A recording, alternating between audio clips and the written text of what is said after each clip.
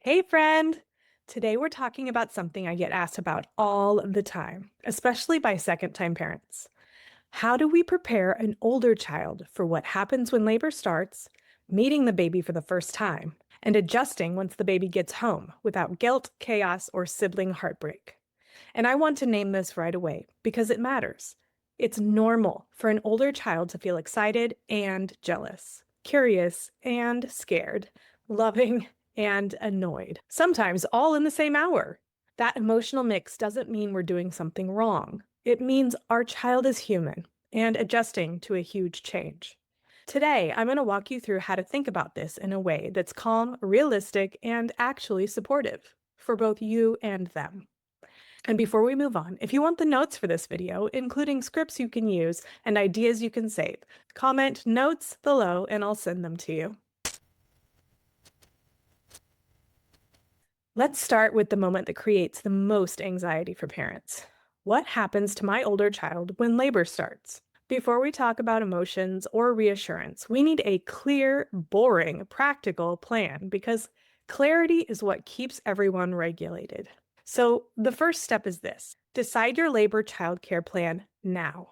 We want to know ahead of time who is on call for your older child, how they'll get there, and what happens if labor starts at an inconvenient time, like overnight or during school hours. Your backup might be a grandparent, a trusted friend, a babysitter who already knows the child, or a small rotation of people in case plan A isn't available. The goal isn't perfection, it's predictability. When adults feel prepared, kids feel safer, even if they don't fully understand what's happening yet. And once you know there's a plan, you can show up calmer when labor actually begins, which matters more than saying the perfect words. And here's the part we don't talk about enough, but really should. Sometimes, even with a solid plan, childcare falls through. Labor starts faster than expected. Someone's phone is off, it's the middle of the night, or plan A just doesn't work out. If that happens, it doesn't mean you failed. It means you pivot. And having a backup mindset can make all the difference. This is where preparation shifts from logistics to emotional safety. Let's talk about if childcare falls through, how to support your child and yourself. I worked with one client who prepared for this possibility in a really thoughtful way. She made a small helper box with her 5-year-old, filled with things he could use to support her if labor started while he was at home. Washcloths he could wet with cool water, water bottles to help keep her hydrated, simple snacks, a cozy blanket, towels in case of a mess. She explained to him ahead of time, birth is hard work. I might move around a lot. I might make noises like I'm working really hard. That's okay. You don't need to be scared. You're helping me bring your sibling into the world. Instead of feeling overwhelmed, he felt important.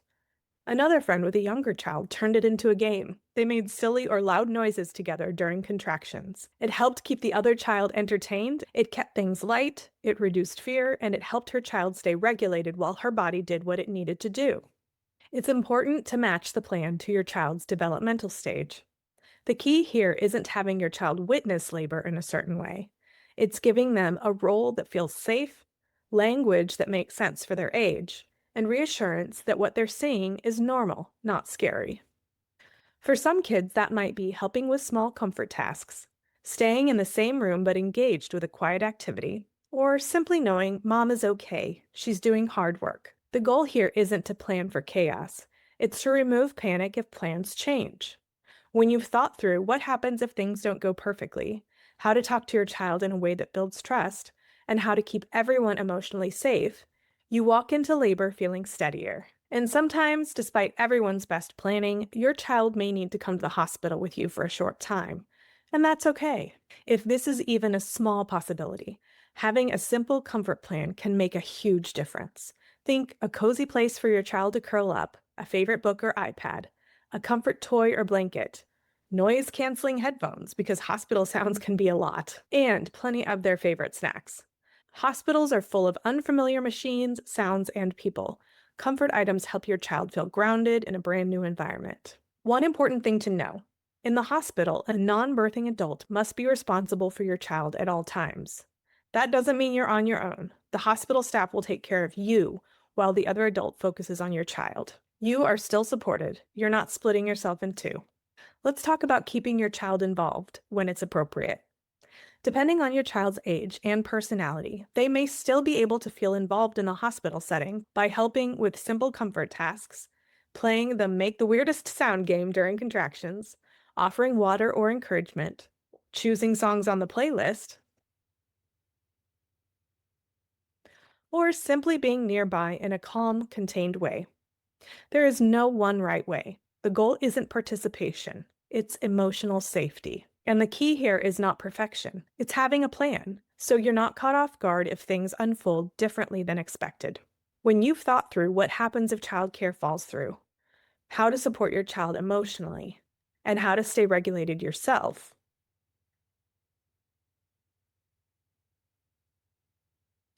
you remove a huge layer of stress from labor. And that sets the tone for what comes next, helping your older child adjust once they meet the baby. There are two really common scenarios. One, your older child is present or nearby enough to meet the baby very soon after birth. Or two, a caregiver came, your child didn't witness any of it, and they meet the baby later. Both are normal, both can be beautiful, and both can benefit from a little intentionality. If your child was present for labor or close by enough to meet the baby shortly after birth, they've already been a part of the story. They may have seen you working hard, heard unfamiliar sounds, noticed big emotions, felt proud, curious, or unsure. In this case, the first meeting isn't about explaining the baby, it's about reassurance. They need to know, I still matter and I'm still connected to you. That's where how you greet them becomes incredibly important. And if your child wasn't present for labor, maybe a caregiver came quickly or they slept through the night, the first meeting can feel like a sudden change. From their perspective, they left and everything was normal, then they came back and there's a baby. This is where small choices can make a big difference. Here's the single most important thing pediatric experts recommend, regardless of where or how birth happened. Greet your older child first, ideally without the baby in your arms. This may sound small, but it's huge for their nervous system. When a child walks in and sees mom holding the baby, their brain can register, something took my place. Instead, have the baby in the bassinet or with another adult. Turn your full body toward your older child. Make eye contact. Use your full voice and attention. You can say, "Hi, my love, I've missed you so much. Come here first." Pause, connect. Then, are you ready to meet the baby? That last part matters. It gives your child choice and agency, which helps them feel grounded instead of pushed. Then, have a gift prepared from the new baby to the older sibling. This idea is popular because it works. A small, thoughtful gift can lower defensiveness and create a positive association. Keep it simple. A book, a stuffed animal, a big sibling item. You can say, the baby brought you something because they're so happy you're their big sibling. When my daughter was born, her little brother gave her a doctor kit and scrubs that said Big Sister, so she could check him over officially and make sure he was healthy. She loved both and played with them for years after. Keep the first visit short, especially in the hospital. Big feelings come up fast. Excitement, jealousy, overwhelm, boredom, unease with the hospital environment, or all of the above. Ending the visit on a positive note helps everyone. And this first meeting, whether it happens immediately or hours later, sets the tone for what comes next, helping your older child adjust once the baby is home. That's where connection, reassurance, and simple routines make all the difference, and we'll talk about that next. The first few weeks home are often where the hardest emotions show up. Not because anyone did anything wrong, but because this is the biggest adjustment your older child has ever made. From their perspective, mom is tired, routines are different, attention is split, and the baby isn't just visiting, they're here to stay. Our goal during this phase isn't to force bonding. It's to help your older child feel secure, included, and still important. Here's where we turn involvement into continuity, not more work for you. Remember that comfort box we talked about earlier? The one your child helped make for labor? Here's the beautiful part. You don't need to reinvent anything. That same box keeps working once the baby is home. The washcloths that were meant to be used to cool you down during labor, those become burp cloths. The water bottles and snacks they handed you during contractions, those stay right where they are. The comfort box naturally becomes your nursing helper box without effort or pressure. You might even want to add nursing pads or a small toy or book the older sibling can sit with while you feed.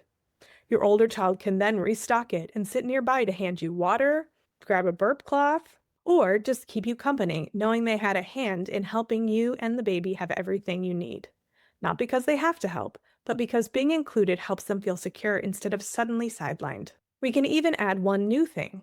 In addition to the nursing helper box, I like creating a simple diaper station your older child helps to stock. This gives them their own role without putting too much responsibility on them. They can refill diapers, restock wipes, hand you cream, or throw diapers away. This works because it's familiar, it's predictable, and it gives them a sense of place in the new rhythm, and they're still connected to you. When familiar things don't disappear, the box, the routine, their role, kids feel less like they've lost their mom and more like they're still a part of the team. That sense of belonging is what helps big feelings soften. Another way to include a sibling is for them to practice caregiving in their own way.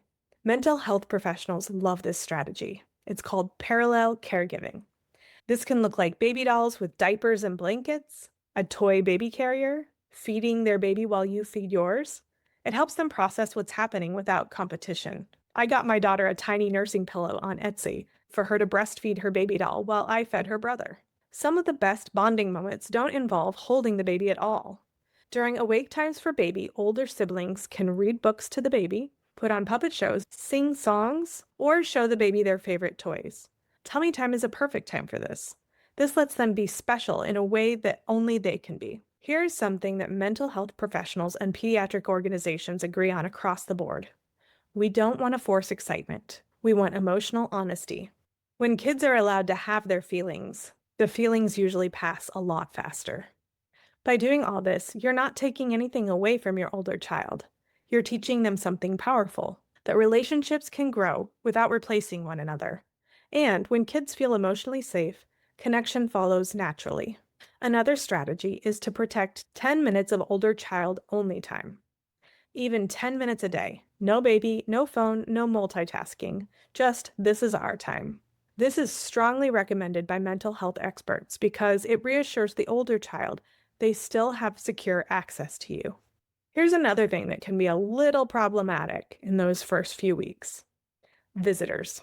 One simple thing that makes a huge difference in those early days is how visitors interact with your older child.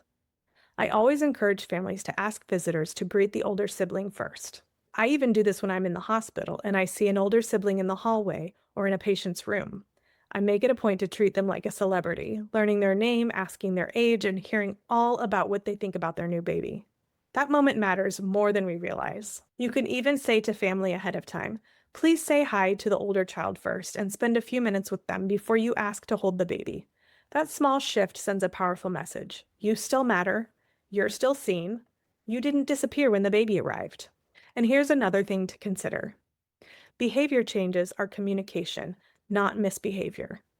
After the baby comes home, it's very common for older children to change how they act. You might notice regression, baby talk or accidents, clinginess, big energy or wild behavior, irritability or mean moments. This isn't them being bad. It's not them trying to cause problems. It's communication. What they're really asking is, do I still matter? Am I still safe here? Do they still see me? When you respond with curiosity instead of correction, those behaviors usually soften much faster. The goal in all of this isn't to make our older child have perfect feelings. The goal is to help them feel secure, help them feel included, and protect their relationship with us while the family grows. Much of this approach is consistent with guidance from pediatric and child mental health resources like Healthy Children/AAP and Child Mind Institute. And remember, if you want my notes from this video, comment notes below.